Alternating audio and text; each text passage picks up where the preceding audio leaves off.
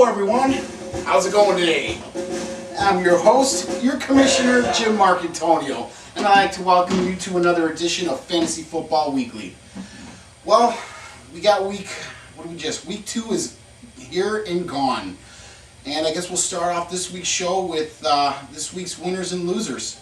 So, I guess we'll first start off with the new king of the mountain, George Ahamnos. Who would have thought the Monsters of the Midway, George, would ever win anything?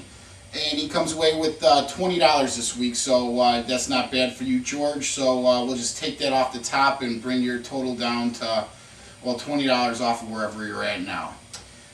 Unfortunately, we have a king of the mountain, but then we also have to have the Chet Award. This week's Chet Award goes to cousin Joe Marcantonio. Congratulations, Joe. I was hoping not to keep this award in the family. Let's try to keep the king of the mountain in the family. You got the wrong idea when I was talking to you. So next week, let's try to get someone outside the family to get this award. Let's go back with George though. George was the big winner and with 203.4 points this week. Not bad, George. Pretty impressive. And you took on Towers Tater Tots, who has recently changed his name to Can't Catch a Break, because, well, the poor guy is 0-2. And the guy scores the second most points in the league this week, and he still loses. Tough breaks, that's the way the cookie crumbles, Tower. Maybe you'll catch a break this week. I don't even know who you're playing. We'll talk about that later, and we'll see.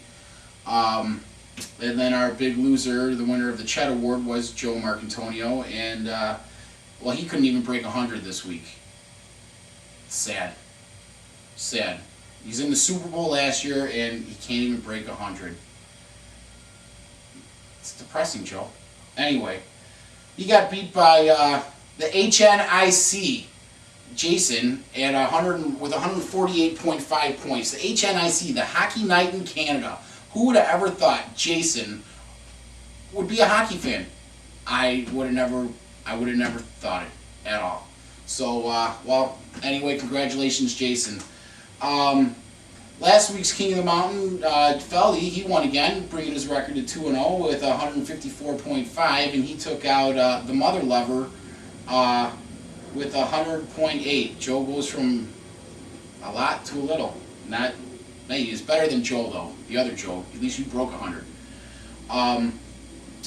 Kimosabi gets his first win of the season with 132.1, and he takes out the cunt punt. Mike, I was so pissed off. I couldn't even reference that in the video last. Cunt punt. I said it twice already now. It's just a great word. I mean, everyone at home, when you're watching this, just say cunt punt a couple times. Just, it feels good. I don't know why.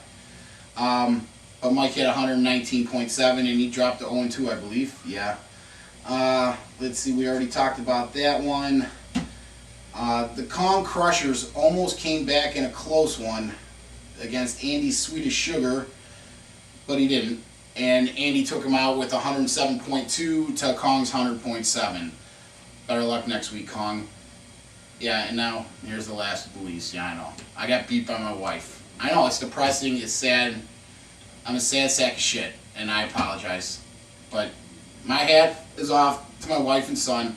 Nice job, go big or go home, taking me out at 135.4 to my 103.5. Moving on, we have a new segment this week, and this segment will be brought to you by Joe Marcantonio. Since he didn't name it, I named it for him. This will be the, what are we calling this? The 411 plus 9 trivia question. So every week Joe Marcantonio is going to give us a trivia question, and you'll just have to go, after you watch the video and come up with the answer, you'll have to just post your answer to Joe's trivia question. It's probably not going to be anything to really win, it's just, you know, something to do. So this week's trivia question is, which actors portrayed the Chicago Superfans on SNL? So, let me tell you, I'll give you a quick clue. There's 4 people we're looking for. So the original Chicago Superfans on SNL. That's this week's trivia question. That's the 411 plus 9 trivia question brought to you by Joe Marcantonio. Moving on, let's go to our division standings right now. So as we look into the Blumpkin division, we have Jason with his Hockey Night in Canada coming up with a 2-0 record. Mother Lover and Kimosabi are both a game out. and Con Crushers are yet to win a game, and it's because you still have that pink con, and you need to change it.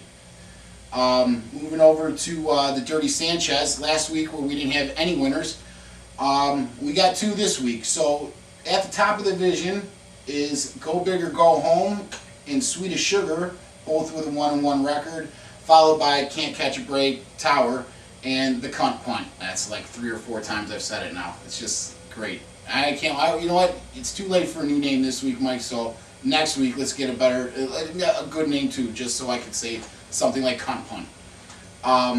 And both of them are at 0-2.